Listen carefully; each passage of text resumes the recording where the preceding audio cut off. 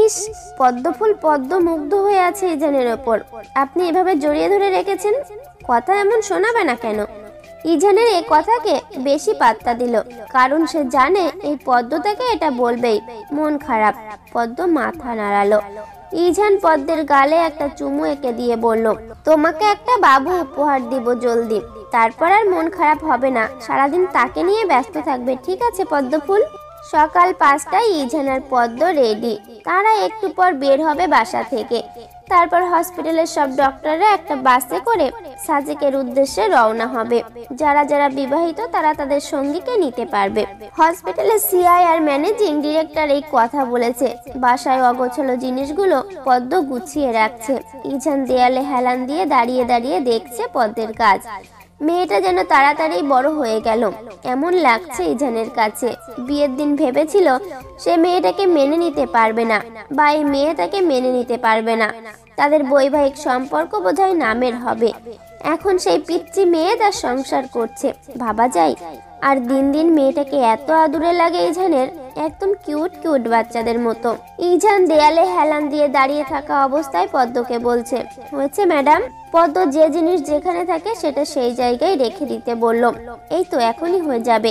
পদ্মের সব কাজ শেষ করা হলে তারা দুজন বাসা থেকে বের হলো। ইজান পদ্মকে বলল, সেখানে অনেক ডক্টর থাকবেন, আমার ডক্টরদের ওয়াইফ থাকবেন, সবার সাথে যেন পদ্ম কথা বলে। যদিও তখন পদ্ম মাথা নেড়েছিল, তবে পথটা যখন একটু একটু করে শেষ হচ্ছে তখন তার ভয়ও লাগা শুরু করলো। তাদের সাথে কিভাবে মিশবে, কিভাবে কথা বলবে সেগুলো নিয়ে চিন্তিত পদ্ম। তারা আবার পদ্মকে আসলে ঠিক কেমন ভাববে? পদ্মের মাথাটা একেবারে ধরে গেল এসব চিন্তা করে। আর পাশেই ইজান আছে, সে তো নিজের মতো ফোন টিপছে, তার কোনো হেলদোল নেই। এমন মনে হচ্ছে যেন ফোনের ভিতরে ঢুকে যাবে। তারা তাদের গন্তব্যে পৌঁছে গিয়েছে। গাড়ি থেকে ইজান তাদের ট্রলি নামালো। পদ্ম ভয়ে নামছে না গাড়ি থেকে, গুটি সুটি মেরে বসে আছে। ইজান গাড়ির জানালায় হাত দিয়ে ঝুঁকে পদ্মের দিকে তাকালো। কি ম্যাডাম, গাড়ি থেকে নামবে না? পদ্ম আমতা আমতা করে বলল, ভয় লাগছে আমার। ইজান হাতটা নিয়ে তার কপালটা ঘষে নিল। তারপর কিছু না বলে পদ্মকে জোরে টান দিল। ব্যাস, পদ্ম হুমড়ি খেয়ে ইজানের ওপর পড়েছে। এভাবে টান দেওয়াতে পদ্ম ব্যথা পেয়েছে। উফ, টান দিলেন কেন? ব্যথা পাই না আমি? ইজান বিরক্ত হলো। একে তো নামতে চাইছিল না, আবার টান দেওয়াতে ব্যথা লেগেছে। এখানে কি বাকশিংহ ছিল যে নামতে চাইছিলে না? পদ্ম রেগে কিছু বলেনি। ইজানুর হাত ধরে ভিতরে নিয়ে গিয়েছে। দেখে মনে হচ্ছে হসপিটাল। পদ্ম হিল পড়েছে, কারণ গেট টুগেদারে যাওয়ার আগে ইজান কিনে দিয়েছিল, কিন্তু প্রথম প্রথম তার পরতে অসুবিধা হয়েছে। ইজান অনেক জোর করে পরিয়ে তাকে দিয়ে প্রতিদিন হিল পরিয়ে তাকে ট্রায়াল দিত। যাক, একটু লম্বা লম্বা লাগছে ইজানের পাশে। একবার ইজানের দিকে তাকালো, আবার নিজের দিকে তাকালো। না, ভালোই মানিয়েছে তাদের। পদ্ম মুচকি মুচকি হাসছে। ইজান পদ্মকে নিয়ে হসপিটালের ভিতরে গেল। অনেক মহিলা পুরুষ দেখা যাচ্ছে। হঠাৎ সবার নজর তাদের দিকে গেল। ইজান পদ্মের থেকে হাত ছাড়িয়ে নিয়ে হসপিটালের সিআই এর সাথে দেখা করলো। আবার দেখা করা শেষে পদ্মের পাশে এসে দাঁড়িয়েছে। সবাই অবাক হয়ে তাকিয়ে আছে পদ্মের দিকে, যার কারণে পদ্ম অস্বস্তিতে পড়ল। ইজান পদ্মের কাঁধ জড়িয়ে ধরলো। ইজান পদ্মের দিকে তাকিয়ে বলল, অনেকের হয়তো মনে প্রশ্ন জাগছে, ও কে? ও হচ্ছে মিসেস ইজান শেখ। সবাই যেন আসমান থেকে টপকে পড়েছে ইজানের কথা শুনে। গোল গোল চোখ করে তাদের দিকে তাকিয়ে আছে। ইজান বিয়ে করেছে, আর এটা হসপিটালের কেউ জানে না? বিষয়টা কেমন জানি হয়ে গেল। সবাই ইজান আর পদ্মকে শুভ কামনা জানালো। সানায়া পিছনে দাঁড়িয়ে আছে, আর ইজানের সেই মহামূল্যবান কথাটি শুনে সে নিস্তেজ পাথরের মতো দাঁড়িয়ে আছে। সেই কখন থেকে পরপর ঢোক গিলছে।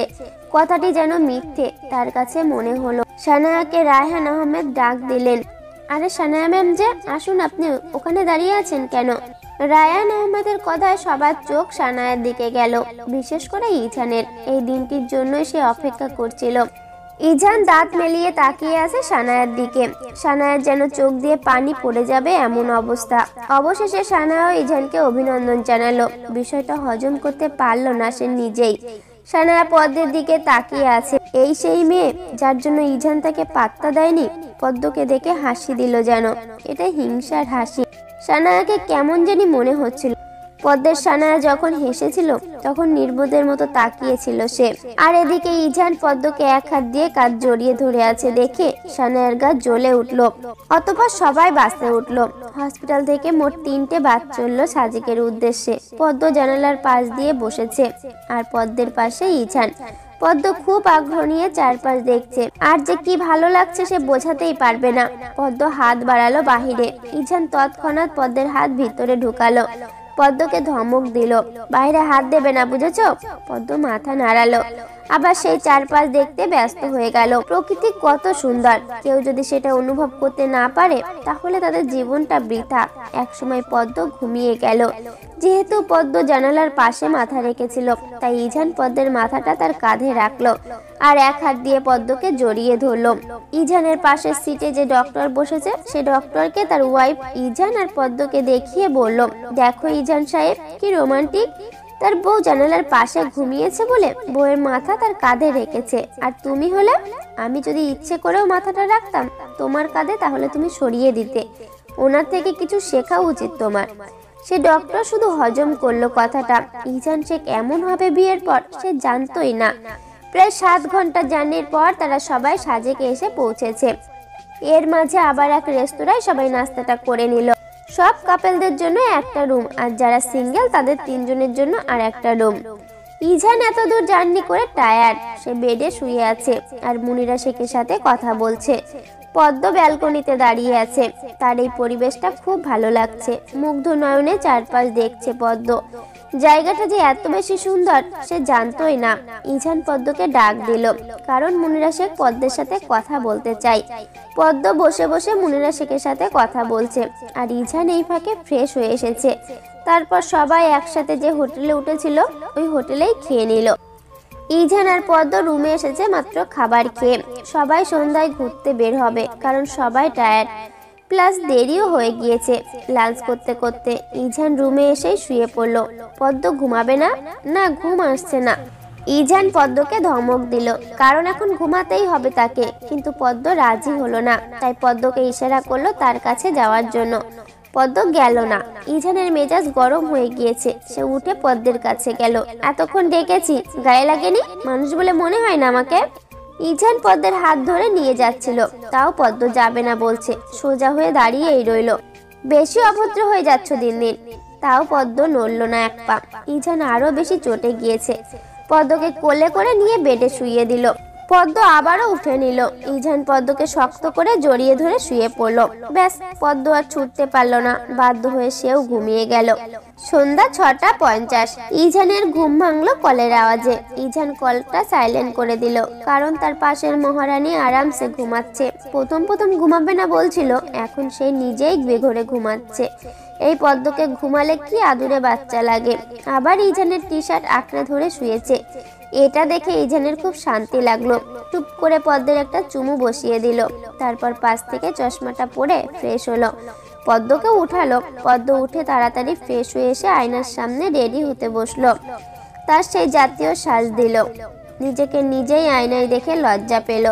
ইজান এতক্ষণ ধরে পদ্মের কাহিনী দেখছিল, তবে লাস্টের সিনটা দেখে না হেসে পারল না। নিজে নিজে সেজে এখন আবার নিজে নিজেই হাসছে। আয়নায় ইজানকে দেখা যাচ্ছে। পদ্ম ভুরু কুঁচকে তাকিয়ে আছে ইজানের দিকে। এই লোক এমন করে হাসছে কেন? হাসছেন কেন আপনি? ইজান উঠে তার টি শার্টটা টেনে নিল। তারপর পদ্মের পিছনে দাঁড়িয়ে বলল, এই যে সে যে আবার লজ্জা পাচ্ছ তাই হাসি আসছে। পদ্মের মনটা খারাপ হয়ে গেল। আমাকে কি ভালো লাগছে না? ইজান পদ্মের সামনে দাঁড়ালো। পদ্মের কোমর খুব হালকা ভাবে জড়িয়ে ধরে বলল, পদ্ম ফুল, সাজলেও সুন্দর আবার না সাজলেও সুন্দর, তবে আজ অনেক সুন্দর লাগছে তোমাকে। পদ্ম হাসলো। পদ্ম ইজানের বুকে আঁকিবুকি করছে। ধন্যবাদ ডাক্তার সাহেব। ইজান পদ্মকে ছেড়ে দিল। অনেক লেট হয়ে গিয়েছে। রায়হান আহমেদ বারবার কল দিচ্ছেন। ইজান তড়িঘড়ি করে পদ্মকে নিয়ে রুম থেকে বের হলো। সবাই একদম রেডি হয়ে আছে, শুধু তাদেরই দেরি। তাদের নিচে নামতে দেখে রায়হান আহমেদ আসলেন। আপনাদের এত দেরি হচ্ছিল কেন? ঘুম থেকে উঠতে দেরি হয়ে গিয়েছিল, চলুন এবার যাই আমরা। আরে বুঝেন না রায়হান আহমেদ, নতুন বিয়ে করেছেন তাই দেরি হয়েছে, আশা করি আর বোঝাতে হবে না। কথাটা শুনে সবাই একসাথে হেসে দিল। আর এর মধ্যে পদ্ম লজ্জায় শেষ। কত বড় বড় মানুষজন আছেন, তাদের সামনে এসব কথা শোভা পায় না। যদিও সবাই ফ্রি একদম, তবে পদ্ম যে নতুন নতুন তাই হয়তো তার লজ্জা লাগছে। আর এইদিকে সানায়া রীতিমতো রাগে ফুঁসছে। এত আধিক্যতা দেখানোর কি আছে? আজ ওই মেয়ের জায়গায় সে থাকতো, সেও হয়তো এসব কথায় লজ্জা পেত। কিন্তু এখন ইজানের পাশে অন্য মেয়ে দাঁড়িয়ে আছে। উফ, রাগ লাগছে ভীষণ। ইজান পদ্মের হাত ধরে টানছে। ইজান এই সময়টাকে খুব এনজয় করছে। আর পদ্ম, সে তো সাজেক দেখায় ব্যস্ত। চারিপাশে কি সুন্দর লাল নীল লাইট জ্বলছে। ইস, কি যে ভালো লাগছে। সবাই সবার মতো হাঁটছে। হঠাৎ এক পাগল পদ্মের সামনে পড়লো। পদ্ম পাগলকে দেখে চিল্লিয়ে উঠলো। ইজান যদিও পদ্মকে তার পিছনে রেখেছে, কারণ পাগলটা বারবার পদ্মকেই ধরতে চাচ্ছিল। শেষে ইজান একটা ধমক দিল পাগলটাকে। পাগলটা চলে গেল। ইজান পদ্মকে তার সামনে দাঁড় করালো। পদ্মের বাহুতে হাত রেখে বলল, এভাবে চিৎকার করা লাগে? পদ্ম ভয়ে ভয়ে বলছে, আমার ভীষণ ভয় লেগেছিল। ইজানের রাগ হলো। তুমি কোন জিনিসে ভয় পাও না বলো? ইজানের কথায় পদ্মের চোখ দিয়ে পানি পড়ে গেল। এমনিতেও সে ভয় পেয়েছে, তার উপর ইজান এমন ভাবে রেগে কথা বলছে। পদ্ম তার দু বাহু থেকে ইজানের হাত সরিয়ে দিল। পচা লোক একদম। আবার অভিমানও হয়েছে দেখি। আচ্ছা থাক, আর বকা দিব না আমার এই পিচ্চি বউকে। পদ্ম মুখ ফিরিয়ে নিল। কথা বলবো না আপনার সাথে। ইজান হাসলো। দিনে কতবার যে এই মেয়ে রাগ করে বলার বাইরে। আচ্ছা বলতে হবে না, চলো এখন। আবারও তারা হাঁটতে শুরু করলো। ইজান আর পদ্ম এখন একটা চায়ের দোকানে এসেছে। তারা দুজন চা খাচ্ছে। এই সময় চার বাইরে হালকা প্রকৃতির বাতাস। ইস, কি যে ভালো লাগছে। ইজান পদ্মকে নিয়ে আবার হোটেলের এই দিকে এসেছে। সবাই চেয়ারে বসে আড্ডা দিচ্ছে। ইজান পদ্মকে নিয়ে ওখানেই গেল। মেবি সবাই গানের কলি খেলছে। ইজান একটা চেয়ারে বসার পর যখন পদ্ম ইজানের পাশের চেয়ারে বসতে যাবে, তখন সানায়া বসে গেল। ইজানের মেজাজ খুব খারাপ হয়ে গেল। সে উঠে পদ্মকে নিয়ে অন্য কোথাও বসলো। সবাই গান গেয়েছে একটা একটা করে। যেহেতু ইজান গান পারে না, তাই পদ্মকে গান গাইতেই হবে। পদ্ম দ্বিধায় পড়ে গেল। পদ্ম ইজানের দিকে তাকাতেই ইজান চোখ দিয়ে ইশারা করলো গাওয়ার জন্য। অতঃপর পদ্ম গান গাওয়া শুরু করলো। এই গানটা তার বান্ধবীর ফোনে শুনেছিল যখন থেকে সে শিখেছে।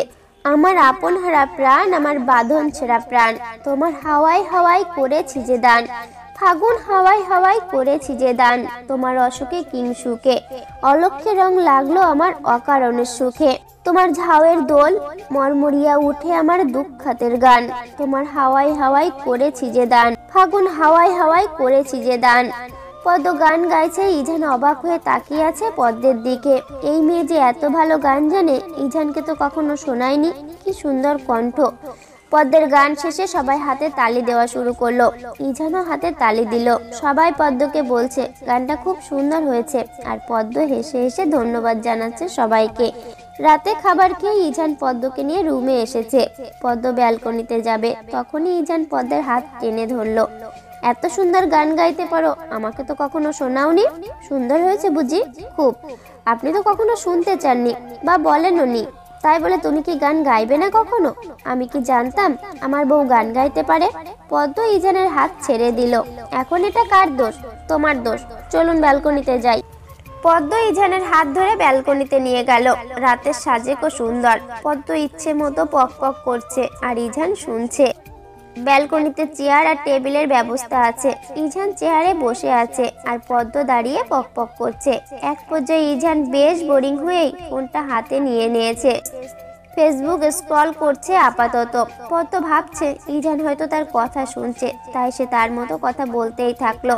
সে তো আর জানে না ইজান ফোন টিপছে। পদ্ম একসময় কথা বলতে বলতে টায়ার্ড হয়ে গেল।